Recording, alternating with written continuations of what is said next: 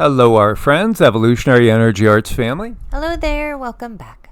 So as always, guys, want to give thanks to everybody that's supporting us over on Patreon, also with YouTube memberships.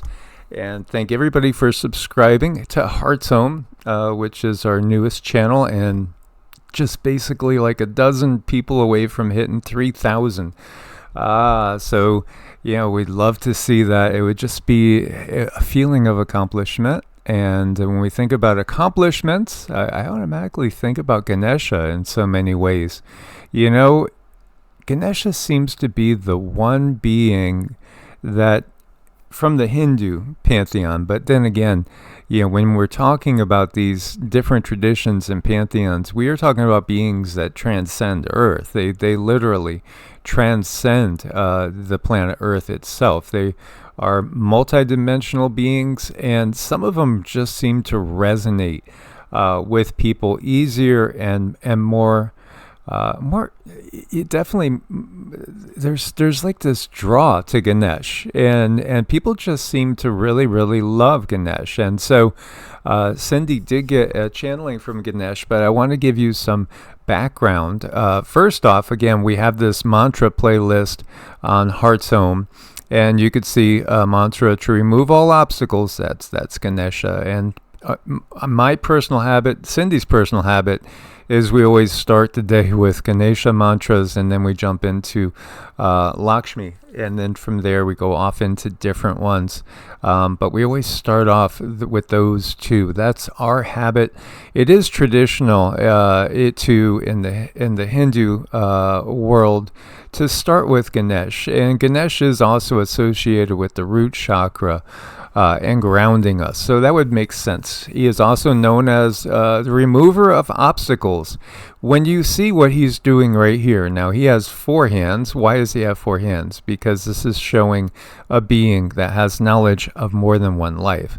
When you see the different hands, when you see the different heads in Hinduism, what they're saying is this being has memory and can pull up different life experiences at will, not in the same situation that we have when we're embodied here on Earth, in that we go through that veil. Now, some people can achieve memory of past lives and even maybe co-lives, because that's another subject. But the higher self may have more than one player in the game, so to speak. When it comes to incarnation, your higher self may not just have you as an incarnation in the realm of Earth on the 3D at this time. It may have more, may have several. This is part of uncovering the mysteries. And Ganesh is the remover of obstacles. So where there's a will, there's a way. And when you look at what he's doing with these 2 hands, there, he's gathering chi. Here, he's sending chi. So he is blessing you.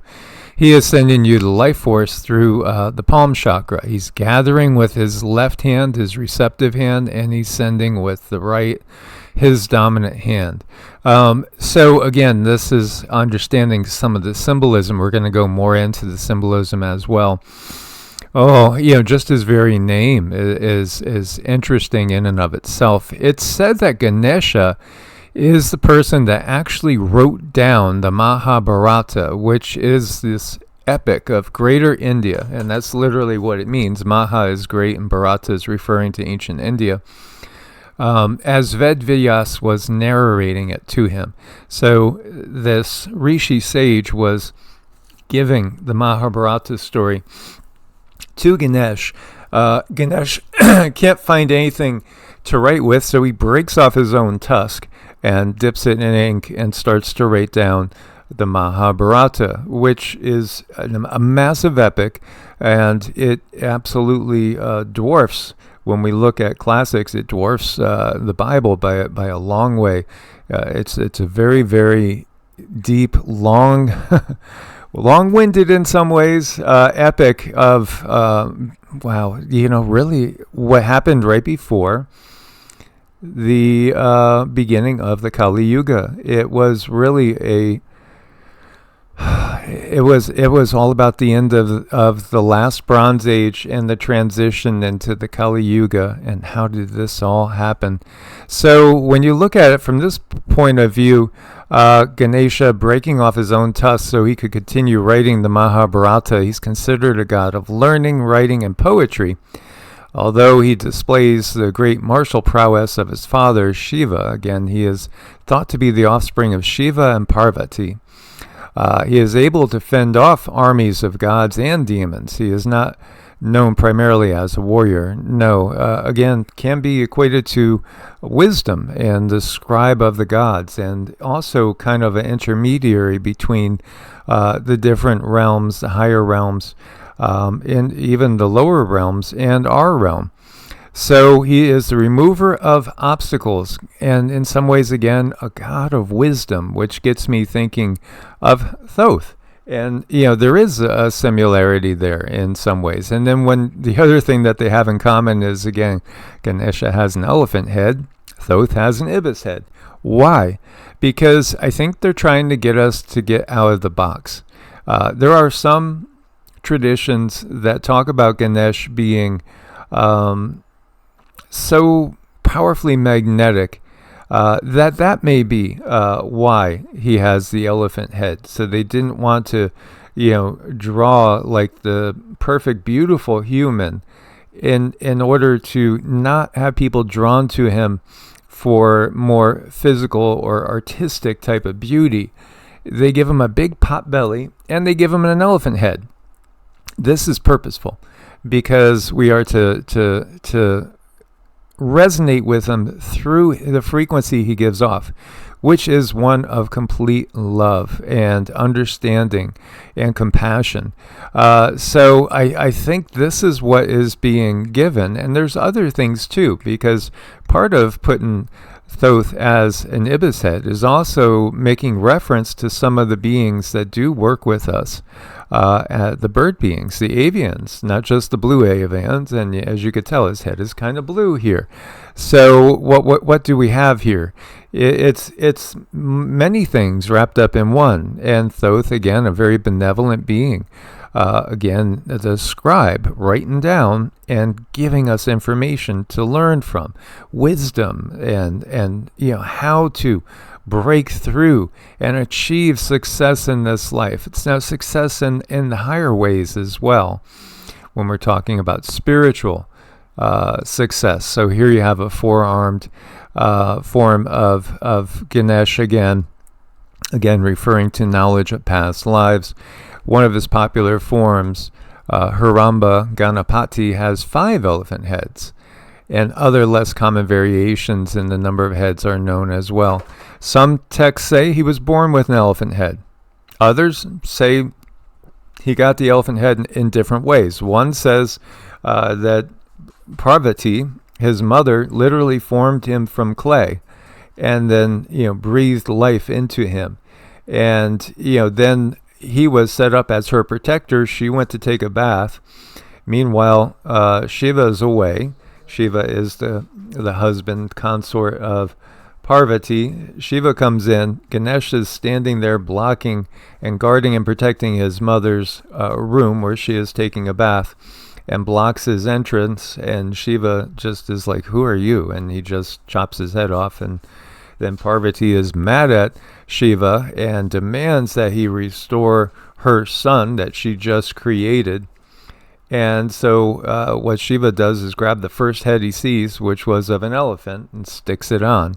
And so that's another one of the legends that we have. Again, there's a lot of symbolism involved. When you look to this, here you go. Large head, wisdom and intellect. The axe destroys worldly attachments and obstacles to the path of devotees. Trunk, flexibility and discrimination. One tusk, the other is broken. Sacrifice for duty. And you have the Abhaya Mudra, a mudra of protection. And that's, again, mudras are different positions we can move our hands, our fingers into. Why would you do that? Because, again, each one of our meridians terminates at either a toe basically or a finger, so you can activate different meridians and different energy by changing your hand position. Elephant head, peaceful but strong. Again, the elephant, well, who really is the king of the jungle? Because lions again will give way to an elephant, but yet the elephant is not thought for aggression. Intelligent and affectionate. Large ears, listens well. Small eyes, concentration. A noose, control of wavering minds and tendencies. Modak, sweet, representing realization of self or the celebration of life itself. And then the mouse. The mouse is his vehicle. That is just silly. An elephant riding on a mouse. Again, there's different ways of looking at it.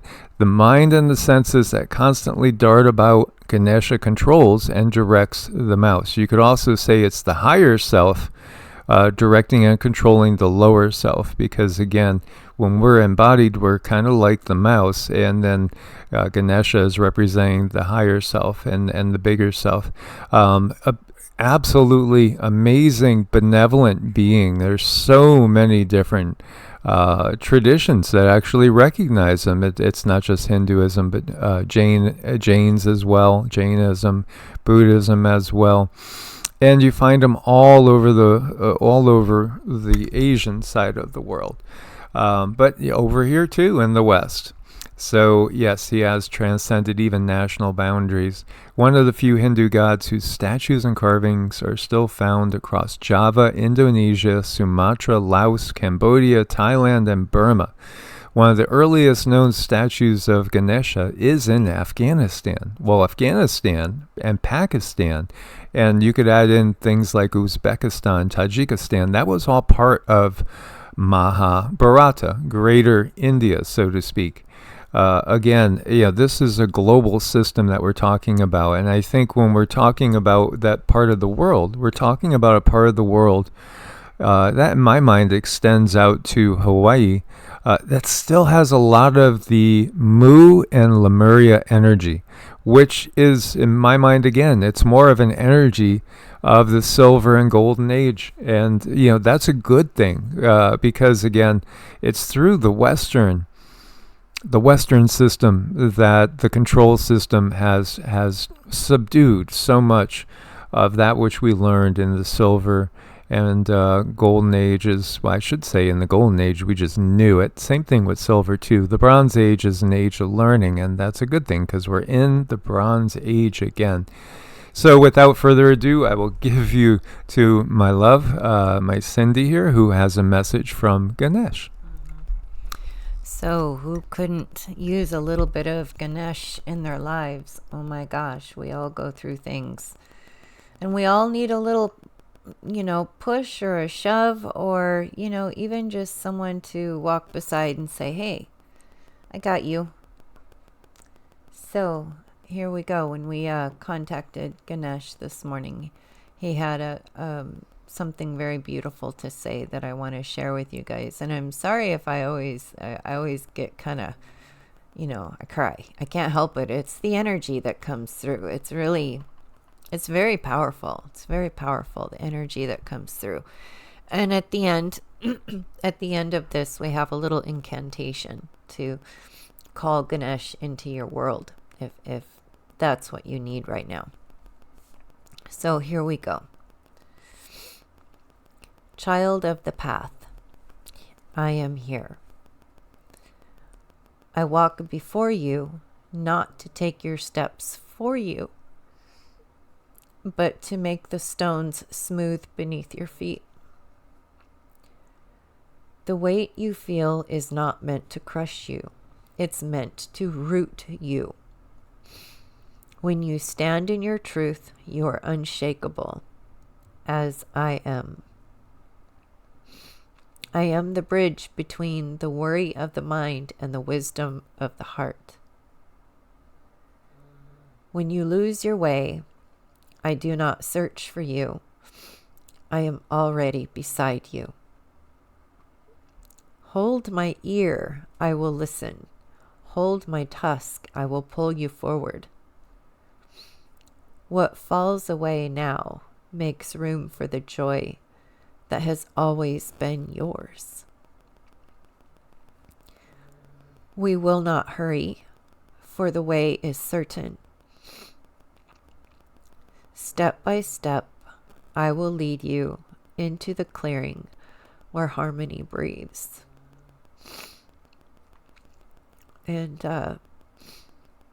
below here, I'm going to read a little incantation to call Ganesh into your life. And he gave you this. Yeah. Yeah, Ganesh, give me this. Sri Ganeshaya Namah. Gentle Lord of Wisdom, clear my path. Root my feet in truth. Lift my heart in harmony. Guide my steps, find the way. And keep your hand upon my shoulder as I walk into my destined joy. It just, he shows up when you need him. And if you call him, he'll be there. He'll do everything he can for you. The very first time I channeled Ganesh, he was very shy. He was very standoffish because he really has this, I don't know, it's such an adoration and love for the divine feminine. He didn't want to approach too harshly. He didn't want to approach and create any kind of fear. So he was very, very shy.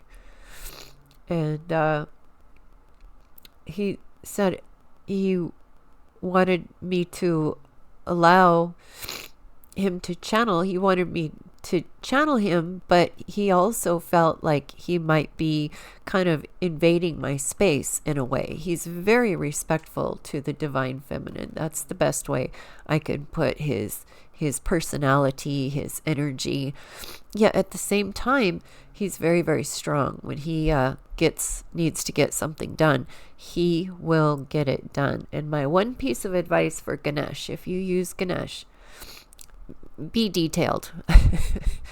Be detailed, because he will clear the path. You have to walk the walk. He's not going to do it for you, but be detailed in what you ask.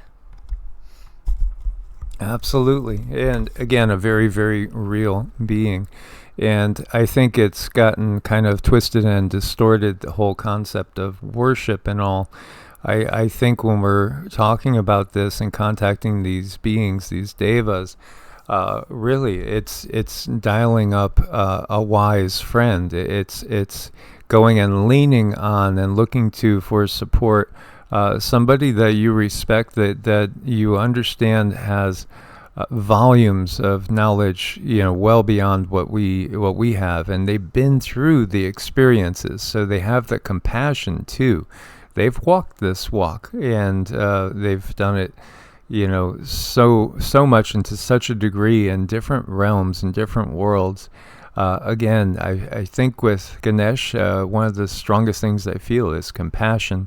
When you actually break down his name, it literally is referring to his ability to put the demons behind you, so to speak. He is the one that he is that which can be like a Pied Piper and lead the demons away from you and protect you and clear your way. Because yes, absolutely, there are always dark forces, dark energies, and dark aspects of ourselves that can trip us up all the time.